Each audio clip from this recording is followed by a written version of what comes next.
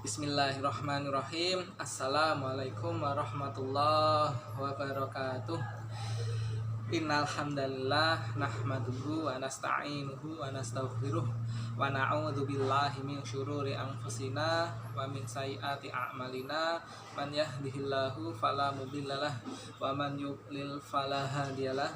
Asyhadu an la ilaha illallah wahdahu la syarikalah wa asyhadu anna Muhammadan abduhu wa rasuluh la nabiyya ba'd.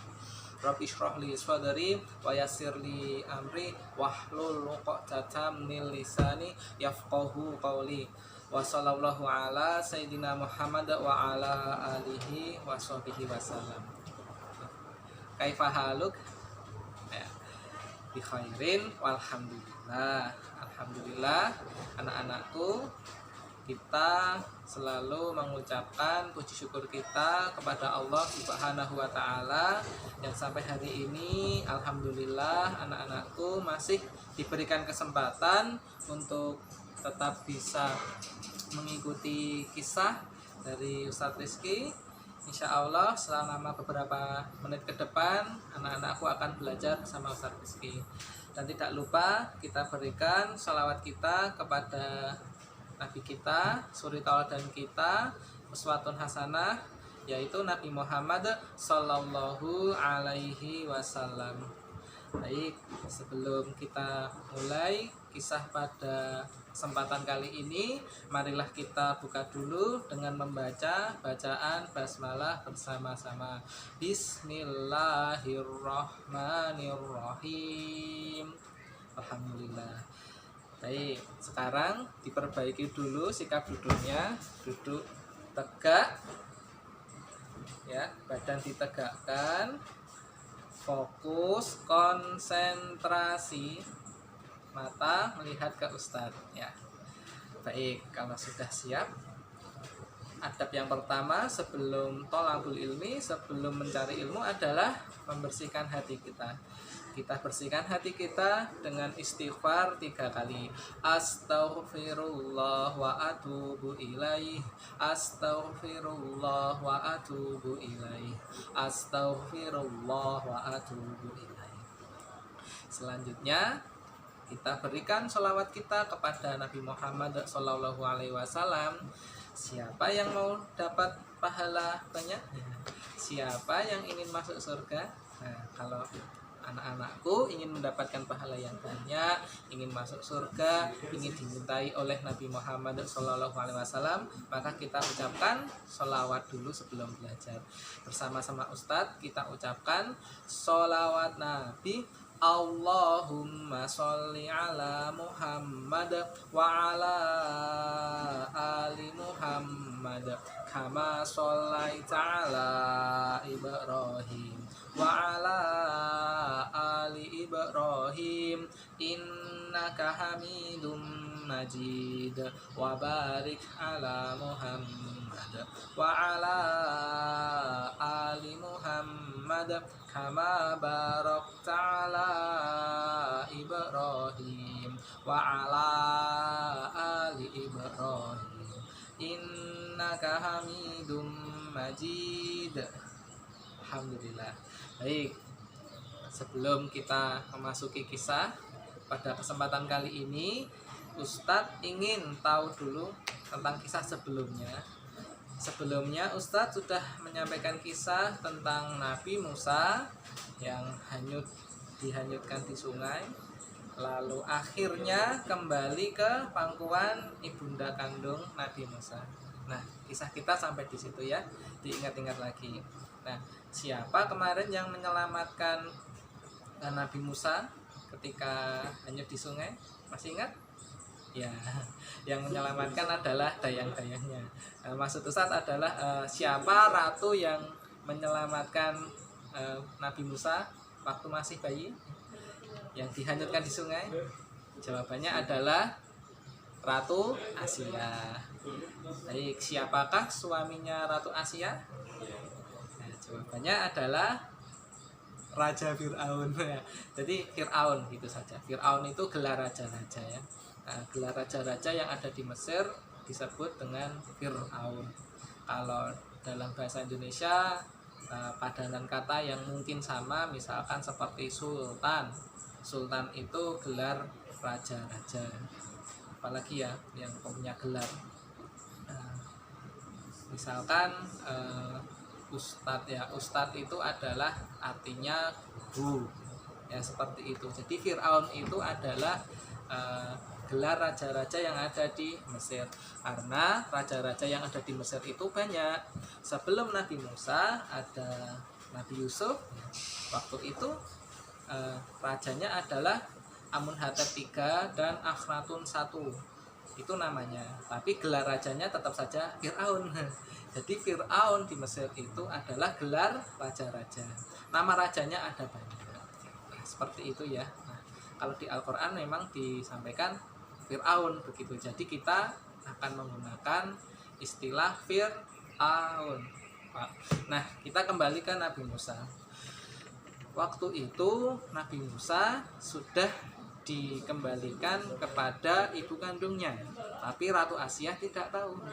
Nah, ibu kandungnya menyusui Nabi Musa selama 2 tahun, sekitar 2 tahun.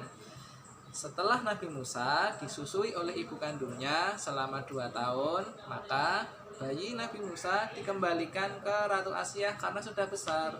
2 tahun biasanya bayi sudah bisa, bukan bayi, usia 2 tahun anak-anak biasanya sudah anak balita biasanya sudah bisa berjalan, sudah bisa berbicara juga, jadi sudah agak besar. Nah, waktu itu Nabi Musa sudah dikembalikan ke Ratu Asia, sehingga di usia 2 tahun ke atas sampai besar Nabi Musa hidup di lingkungan istana kerajaan Fir'aun. Satu ulangi, Nabi Musa hidup di istana lingkungan kerajaan Fir'aun. Jadi Nabi Musa sejak usia 2 tahun ke atas hidupnya sudah di kerajaan, hidup dengan megah, hidup dengan mewah, hidup seperti anak raja. Karena Nabi Musa diangkat ya, istilahnya Nabi Musa itu dianggap seperti anak kandung sendiri oleh Ratu Asia. Begitu juga dengan Fir'aun. Fir'aun apa ya? Karena Fir'aun dan Ratu Asia tidak punya anak, maka Ratu Asia mengusulkan kalau Nabi Musa ini diangkat menjadi anak angkat. Tahu ya anak angkat ya maksudnya. Kalau anak kandung kan lahir dari perut seorang ibu asli, tapi kalau anak angkat itu anaknya orang lain tapi kita anggap sebagai anak kita sendiri, itu anak angkat. Baik, setelah itu banyak kisah di sini, mungkin kalian pernah mendengarkan kisah ini. Kisah ini juga ada dalam kitab Ibnu Katsir, kitab yang biasa Ustadz pakai. Nah, salah satu kisah di situ disebutkan tentang tentang ini. Nabi Musa itu kan lidahnya kan agak cadel, jadi kalau berbicara seperti kurang jelas, agak cadel, tahu ya kan. Kalau Ustadz ya misalkan ya, alhamdulillah Ustadz berbicara kepada kalian bisa dengan lancar, tapi Nabi Musa waktu itu untuk berbicara tidak terlalu lancar. Nah, ada kisah di sini terkait dengan kisah kenapa Nabi Musa lidahnya agak cadel. Bahkan tadi Ustadz juga berdoa kan sebelum kita mulai pelajaran hari ini. Ustadz menyampaikan doa Rabbi shrahli sadri wa yassirli amri wahlul 'uqdatam min lisani yafqahu qawli. Nah, di situ Nabi Musa dulu pada waktu masih ya sudah besar, sudah di lingkungan kerajaan. Waktu itu Fir'aun, jadi ceritanya gini, awalnya gini. Waktu itu kan Nabi Musa kan sedang bermain dengan Ratu Asia. Jadi asik ya, sedang bermain ya, kadang digendong juga. Dan Ratu Asia sangat suka dengan Nabi Musa, waktu yang masih kecil itu sangat suka sekali. Nah, ketika waktu itu Fir'aun datang, ya kan? Fir'aun datang terus ingin menggendong juga. Kan sebagai seorang ayah angkat kan ya ingin menggendong anak angkatnya. Nah, Bunda Asia sedang menggendong, sedang tersenyum, sedang ngobrol-ngobrol dengan Nabi Musa. Datanglah Fir'aun. Nah, Fir'aun datang, ya kan? Pengen ikut menggendong juga. Nah, ketika digendong ya, ternyata Nabi Musa justru malah apa? Seperti tidak senang. Yang awalnya senang, awalnya Nabi Musa senang, tiba-tiba Fir'aun jadi kaget. Ini kenapa anak ini? Tadi tersenyum sama kamu, kok sekarang sama aku jadi nggak tersenyum? Ya kira-kira seperti itu. Nah, setelah itu Fir'aun kan kaget ya kan? Gitu kaget. Ini apa namanya? Ini tahu ya, ini janggutnya Fir'aun. Nah, Nabi Musa yang masih bayi ini memegang janggutnya Fir'aun, terus ditarik. Nah, anak ditarik, kaget, Fir'aun kaget. Begitu kaget, Fir'aun langsung, ini apa nih? Aduh, ditarik. Wah, ini pasti anak yang akan merebut kerajaanku. Nah, anak-anak ingat lagi, Fir'aun ini kan meyakini bahwa besok suatu saat ada seorang anak laki-laki yang akan merebut kerajaannya. Dan sejak awal bayi Nabi Musa diselamatkan oleh Asia, Fir'aun tidak suka. Fir'aun ingin membunuh bayi Nabi Musa, tetapi Ratu Asia kan waktu itu merayu suaminya, merayu Fir'aun. Wahai suamiku, jangan engkau bunuh anak ini. Bukankah anak ini membawa kesejukan buat mataku dan mata engkau? Tapi ternyata Fir'aun tidak suka. Tapi akhirnya karena Fir'aun sayang kepada istrinya, ya akhirnya ya diterima juga bayinya Nabi Musa. Nah dari peristiwa itu maka Fir'aun yakin, dari peristiwa ini penarikan janggut ini, Fir'aun jadi yakin bahwa ini pasti bayi Musa ini pasti besok yang akan merebut kerajaanku. Maka dari itu mau dibunuh oleh Fir'aun, tetapi oleh Ratu Asia ditolak. Jangan engkau bunuh Musa masih kecil, dia belum balik, dia belum dewasa, dia masih balita. Coba ini terus setelah itu Ratu Asia meminta kepada suaminya untuk menguji, untuk mengetes Musa yang masih kecil. Tesnya sederhana, dengan 2 benda.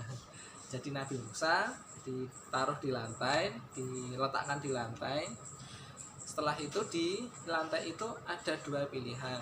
Yang satu ada bara api, yang satu ada makanan ya. Di kisah memang disebutkan berbagai macam pendapatnya. Yang satu bara api, yang satu makanan. Nah, setelah itu dites. Jadi begini, nanti kalau Nabi Musa memilih makanan, berarti bayi Nabi Musa sudah tahu yang makanan ini tidak berbahaya, yang bara api berbahaya. Nah, itu seperti itu anggapannya. Jadi kalau bayi kan biasanya tidak tahu mana bahaya mana tidak. Api kan panas, bara api panas, makanan enak ya kan. Kalau bayi biasanya tidak tahu. Nah, biasanya bayi justru suka dengan benda yang cerah-cerah seperti bara api. Nah, maka menurut Fir'aun, kalau nanti ini diuji, Nabi Musa yang masih kecil memilih makanan, berarti Musa sudah besar, sudah dewasa, harus dibunuh. Tapi kalau nanti milih bara api, berarti Nabi Musa memang masih kecil. Nah, setelah itu benar disediakan 2 benda itu, bara api dan makanan. Nah, setelah itu Nabi Musa kan merangkak, ingin mengambil ingin mengambil makanan. Nah, tetapi malaikat Jibril mengarahkan Nabi Musa. Jadi ketika Nabi Musa ingin mengambil makanan itu diarahkan oleh malaikat Jibril sehingga mengambil bara api. Terus bara apinya itu dimakan. Ketika dimakan, panas. Lidahnya jadi sakit. Nah, itu beberapa kisah menurut beberapa riwayat seperti itu. Nah, jadi itulah kenapa Nabi Musa punya sakit lidah atau cadel tadi ya, untuk berbicara kurang jelas. Nah, seperti itu.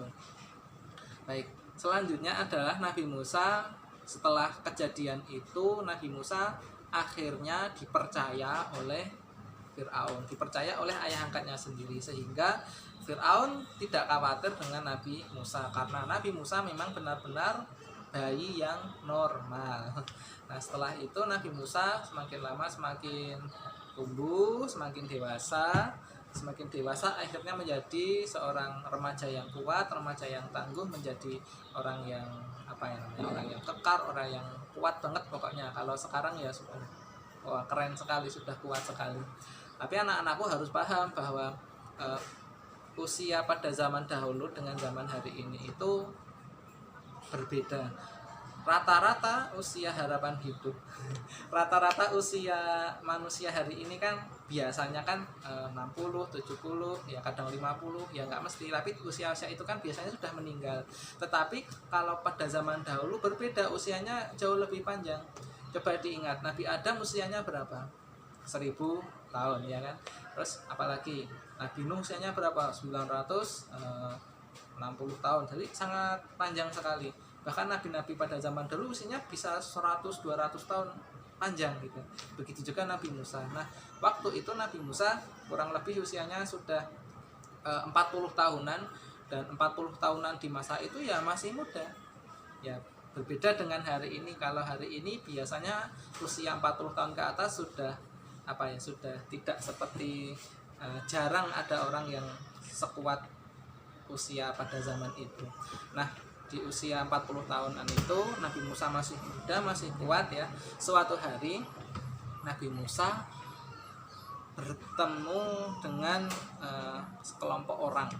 Jadi waktu itu Nabi Musa melihat ada 2 orang sedang berkelahi. 2 orang ini berkelahi, saling berkelahi. Yang satu ini ya 2 orang ya. Yang satu orang berasal dari kelompok Bani Israel, yaitu kelompoknya Nabi Musa, sukunya Nabi Musa. Yang kelompok kedua berasal dari suku Qibti. Suku Qibti itu sukunya Fir'aun, jadi kelompoknya Fir'aun. Jadi orang Mesir asli itu Qibti. Satu lagi, yang satu dari Bani Israel, kelompoknya Nabi Musa. Yang satu suku Qibti, suku Mesir, sukunya kelompoknya Fir'aun. Ini 2 orang ini berkelahi, bertarung, berkelahi. Maka Nabi Musa kan orang Bani Israel, ya kan? Melihat kejadian itu, ini Ustaz ceritakan ya. Anak-anak harus ingat bahwa Fir'aun selama berpuluh-puluh tahun menindas. Fir'aun selama berpuluh-puluh tahun menjadikan Bani Israel sebagai budak, ya kan? Menjadikan Fir'aun sebagai budak. Sehingga ini kalau melihat peristiwa ini, biasanya suku Qibti yang menindas Bani Israel. Menindas tahu maksudnya ya, menindas itu kalau tahu ya, budak itu, jadi budak itu disuruh bekerja tapi tidak dibayar, disuruh bekerja tetapi tidak diberi makan, disiksa. Biasanya orang Qibti ini suka menyiksa Bani Israel. Maka melihat kejadian itu Nabi Musa membela Bani Israel, membela temannya sendiri. Terus Nabi Musa memukul orang Qibti ini. Begitu dipukul, ternyata 1 kali pukul orang Qibti ini langsung meninggal. Kuat sekali Nabi Musa, memang sangat kuat sekali. Sekali pukul langsung meninggal. Nah, melihat kejadian ini, akhirnya kan jadi jadi menyebar beritanya, jadi terkenal. Wah, ternyata orang Qibti ini meninggal dipukul oleh Nabi Musa, sehingga beritanya menyebar. Tetapi sebenarnya orang-orang di daerah situ tidak tahu kalau yang memukul Nabi Musa. Pokoknya ini meninggal karena dipukul oleh seseorang. Nah, Nabi Musa waktu itu masih aman, belum ada penangkapan. Maksudnya Nabi Musa belum menjadi tersangka, belum dicari oleh Fir'aun, belum dicari. Nah, orang Bani Israel yang tadi berkelahi tadi, ternyata di kemudian hari, satu lagi, Bani Israel yang tadi berkelahi ya, nih, ternyata di kemudian hari dia berkelahi lagi dengan orang Kipti yang lain. Nah, ternyata berkelahi dengan orang lain lagi. Nabi Musa waktu itu sedang jalan-jalan, ternyata orang Bani Israel yang tadi dibela oleh Nabi Musa ternyata bertarung sama orang Kipti yang lain. Sehingga Nabi Musa jadi tahu ternyata orang Bani Israel inilah yang suka membuat masalah. Nah, akhirnya Nabi Musa mengatakan kepada orang Bani Israel ini yang sedang berkelahi sama orang lain. Nabi Musa berkata, ternyata kamu itu lah yang suka membuat masalah. Jadi orang Bani Israel ini suka membuat masalah. Nah, ketika Bani Israel ini dikatai seperti itu, ya kan? Nah, ini orang Kipti ini kan, orang Kipti yang berkelahi tadi kan jadinya tahu bahwa jangan-jangan orang yang membunuh orang Kipti dulu yang berkelahi dengan orang Bani Israel ini jangan-jangan adalah Nabi Musa, jangan-jangan orang ini, jangan-jangan Nabi Musa yang memukul. Sehingga orang Kipti ini jadi takut sama Nabi Musa gitu. Nah, terus dikiranya orang Kipti ini mengira bahwa, "Hai Musa, apakah engkau juga akan membunuhku seperti engkau membunuh orang Kipti dulu?" Jadi orang Kipti ini sudah takut duluan, sudah lebih dulu takut dengan Nabi Musa karena dikiranya Nabi Musa juga akan memukul orang Kipti ini.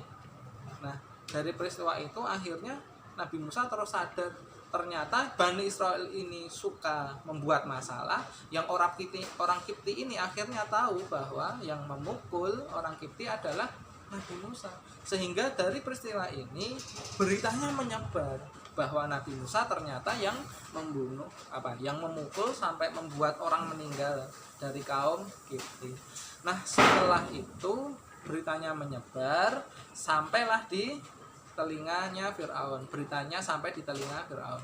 Nah, akhirnya Fir'aun jadi tahu ternyata yang membunuh orang Kipti, yang membunuh kaumnya Fir'aun adalah Nabi Musa. Dari informasi itu akhirnya Fir'aun mengutus prajurit untuk menangkap Nabi Musa. Nah, itu jadi sekarang Nabi Musa jadi tersangka. Nabi Musa dikejar-kejar oleh prajurit. Ketika Fir'aun memberikan perintah itu kepada prajuritnya untuk mengejar Nabi Musa, di situ ada orang yang baik. Di situ ada orang yang baik. Orang yang baik dan orang yang beriman. Nah, orang yang beriman ini karena tahu bahwa Fir'aun akan menangkap Nabi Musa, maka dengan segera orang baik ini, orang yang beriman ini segera menemui Nabi Musa untuk mengabarkan tentang penangkapan Nabi Musa. Terus orang baik ini bertemu dengan Nabi Musa. Musa, ada kabar buruk. Engkau akan ditangkap oleh Fir'aun karena engkau telah memukul seseorang dan engkau telah membunuh seseorang. Maka Nabi Musa mengetahui peristiwa itu langsung mengambil keputusan, sebaiknya bagaimana? Terus orang yang beriman tadi menyarankan, "Wahai Musa, sebaiknya engkau segera lari karena prajurit sudah mengejar engkau." Nah, akhirnya Nabi Musa terus tanpa persiapan, tidak sempat membawa tas, tidak sempat bawa makanan, tidak sempat bawa apa-apa, langsung lari saja. Karena kalau persiapan dulu, bawa tas dulu, bawa makanan dulu ya, bawa wajan dulu, bawa kompor dulu, bawa apa, malah nanti terlalu lama. Sehingga Nabi Musa langsung berlari keluar dari Mesir dan menuju negeri Madian. Nah, baik, dari situ Ustadz hentikan dulu ya kisahnya, kita ambil hikmahnya dulu. Insya Allah kisahnya kita lanjutkan lagi. Baik, dari sini kita coba review kembali dari awal sampai akhir ya. Nabi Musa waktu itu dirawat oleh Ratu Asia dan Fir'aun. Waktu itu Nabi Musa alhamdulillah Allah tolong melalui malaikat Jibril ya, sehingga Nabi Musa tidak jadi dibunuh oleh Fir'aun. Selanjutnya setelah itu Nabi Musa membela temannya karena suku Kipti suka menindas ya. Setelah itu ternyata pukulannya Nabi Musa terlalu keras, terlalu kuat sehingga orang Kipti jadi meninggal. Setelah itu Nabi Musa dinasehati supaya segera pergi, segera ya, tidak ditunda-tunda, segera karena pasukannya Firaun sudah datang. Maka dari hikmah ini Ustadz ingin menyampaikan kepada kalian bahwa kita sebagai umat Islam, kita sebagai orang yang beriman, bersegeralah melakukan kebaikan. Kalau tadi Nabi Musa bersegera menghindari bahaya, maka kita bersegera melakukan kebaikan. Sama seperti peristiwa pada bulan ini ya, pada bulan ini wabah virus corona sudah menyebar. Maka kita sebagai umat muslim kalau ingin belajar dari kisah tadi, maka kita dengan segera melakukan cara untuk mencegah gitu. Jangan ditunda-tunda. Kalau kita disarankan untuk berada di rumah dan mengurangi aktivitas berkerumun, mengurangi aktivitas berada di gerombolan ya kita dengan segera mentaati itu. Kalau kita disuruh lebih banyak di rumah ya, membatasi pergaulan, membatasi interaksi dengan orang lain, membatasi hubungan kita dengan orang lain secara fisik ya, kita segera lakukan begitu, jangan ditunda-tunda. Nah, oleh karena itu anak-anakku, ketika kalian di rumah, banyak loh aktivitas yang bisa kalian lakukan di rumah. Kalian bisa mulai dari pagi kalian bisa bangun pagi dulu ya, wudhu dulu, syukur-syukur sholat malam ya kan. Lalu sholat subuh, setelah itu kalian mumpung masih pagi, kalian bisa belajar karena di waktu pagi otak kita masih bersih, masih fresh. Kalian bisa belajar. Nanti setelah belajar kalian bisa olahraga dulu ya, sebelum mandi olahraga dulu.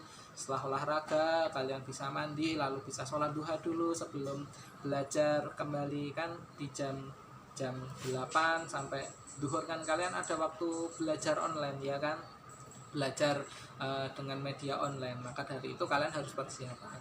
Nanti siang kalian bisa istirahat dulu, tidur siang. Nanti setelah asar kalian sholat dulu, setelah asar kalian bisa belajar lagi. Nanti sebelum mandi bisa olahraga dulu, olahraga yang ringan saja di sekitar rumah. Kalian bisa jalan-jalan, bisa lari-lari kecil ya, bisa jogging keliling rumah, itu kan juga bisa. Nah, artinya banyak kegiatan. Jadi dari kisah ini, satu hikmah ini, bersegera melakukan kebaikan dan bersegera mencegah mencegah keburukan itu sangat perlu sekali. Nah, bahkan ketika kalian mendapatkan tugas dari ustadz dan ustazah, segera dilakukan karena bersegera itu penting, dan Allah juga mengingatkan kita untuk bersegera melakukan aktivitas dari yang satu ke aktivitas yang lain. Dalam surat Al-Insyirah kan disampaikan seperti itu. Nah, maka anak-anakku, satu hikmah ini semoga kita bisa mempraktekkan. Semoga satu hikmah ini bisa kita praktekkan dalam kehidupan sehari, bersegera melakukan kebaikan dan bersegera mencegah keburukan jika keburukan itu ada di sekeliling kita. Ya, jangan lupa untuk selalu terus berdoa kepada Allah Subhanahu wa taala. Semoga Allah melindungi anak-anak semua di rumah ya. Doakan kami semoga ustadz dan ustazah bisa terus memberikan ilmu kepada kalian yang kalian di rumah, semoga tetap sehat dan tidak lupa untuk menjaga kualitas sholat kalian, baca Quran jangan lupa. Baik, mungkin itu yang bisa Ustadz Rizky berikan hari ini. Semoga kisahnya bermanfaat. Ada salah dari Ustadz mohon dimaafkan. Mari kita tutup dengan doa kafaratul majelis. Subhanakallahumma wa bihamdika asyhadu alla ilaha illa anta astaghfiruka wa atubu ilaik. Banyak salah dari Ustadz, mohon maaf. Ustadz akhiri, sampai ketemu di lain kesempatan. Assalamualaikum warahmatullahi wabarakatuh.